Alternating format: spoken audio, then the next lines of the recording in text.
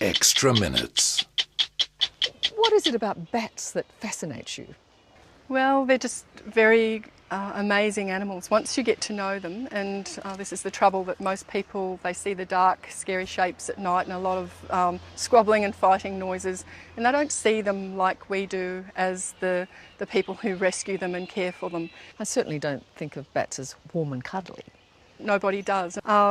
Bats are not as deadly as what people believe, and not every animal has the virus. There's been an awful lot of really bad media about flying foxes and diseases, and yet the disease risk is extremely low. We know that from the work that we do. We hardly ever see animals that are truly sick. We see injured animals. So our work, being one of the largest bat carer and rescue organisations in Australia, it's a lot about the cause of why they're coming into care, and just trying to get people to understand that we need to avoid these human-bat interactions. What do you say to people who say it's people over bats, it's a matter of priority? What's the resolution to that? Better management. I think we've been very poor managers of our flying fox colonies, allowing developments to encroach these natural areas where flying foxes have always been. We've been really bad at recognising these areas that flying foxes have traditionally been in for perhaps hundreds of years.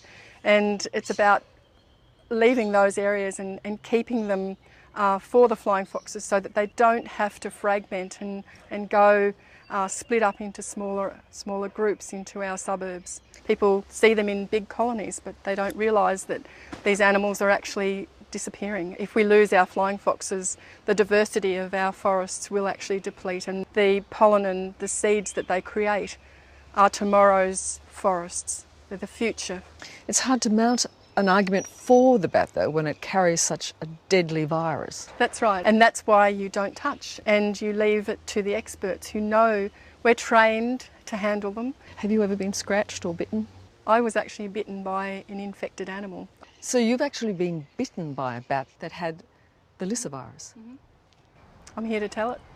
The vaccine is a protective vaccine, and that's what people have to remember, that if they are bitten or scratched, they need to seek medical attention. What did you make of the Queensland government's decision to lift the protection of bats? That was really devastating. There's been a lot of people and a lot of organisations that have worked very hard to have the protection of flying foxes for the role that they play, the ecological benefits that they provide to our environment and our economy.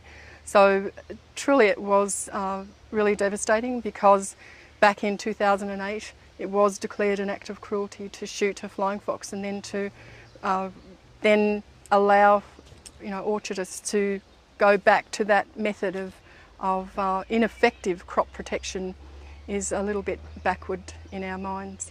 But if they're flying over our houses at night and they're in our backyards, we don't know which one might have this killer disease. That's right, but it just comes back to the fact that if you find a bat alone through the day, it's obviously, it needs help.